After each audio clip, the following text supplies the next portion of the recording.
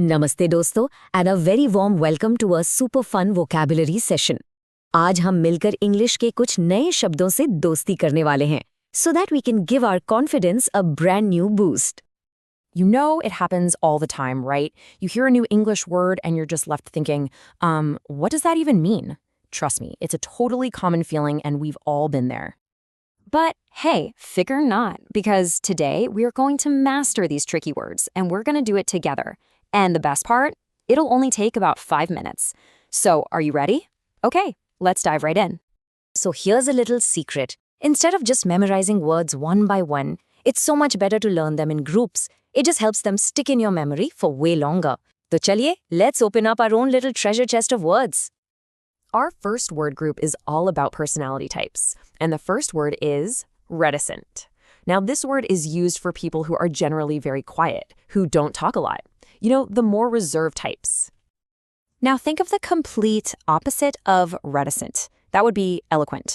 This is for someone who is a master at speaking. Their words are clear, crisp, and really impactful.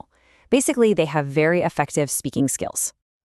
And now a word for those people who just love to party, meet friends, and, just be around other people. We call these super social people gregarious. Okay, let's switch gears from personalities and move to a new group.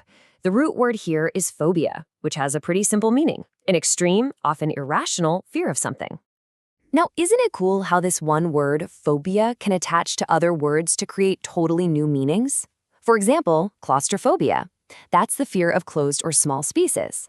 Then there's chronophobia, the fear of time passing. And centrophobia, which is a fear of being the center of attention. All right, on to our next group, places of worship. Now, we often get confused between these three words. So what's the real difference? Well, look, a chapel is a small room or a small building for worship. A church is bigger than that, and it's run by priests. And a cathedral is the biggest of them all, usually headed by a bishop. Simple, right? All right, it's time to test what we've learned. Get your keyboards ready to type in the comment section. Let's see how much you were paying attention. And here is your very first question. A person who is skilled at speaking clearly and effectively. Your options are reticent, gregarious, eloquent, or temperate. And your time starts now. Think about it and quickly type your answer in the comments. And time's up. Let's see what you've got. And the correct answer is option C, eloquent. How many of you got that right? Let me know. Well done to everyone who got the right answer. We use the word eloquent for someone who speaks really well. For instance, you could say, the Prime Minister was an eloquent speaker. I hope that's crystal clear. Next question is on your screen. People who enjoy social company. Hey, we just learned this one. Let's see who remembers. Come on, type those answers in fast. Awesome! I see so many correct answers in the comments. Yes, the answer is, of course, gregarious. Brilliant job, everyone. Okay, last question for today's quiz. Read it carefully. Extreme fear of confined places. What do we call it? The options are right in front of you. Fantastic, you guys are amazing. Bilkul sahi. The correct answer is option B, claustrophobia. What great participation from everyone. Great job on that quiz.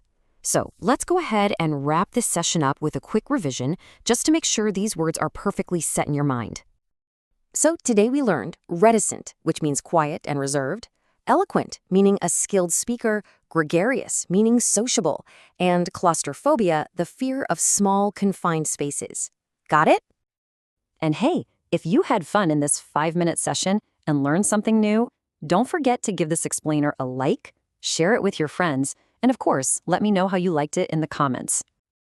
And yes, if you want more interesting vocabulary lessons just like this one, then you absolutely cannot forget to subscribe to the channel. Before I go, one last question for you. Out of all the words we learned today, which one are you going to use in your conversation? You have to let me know in the comments below. I'll see you in the next explainer. Until then, keep learning.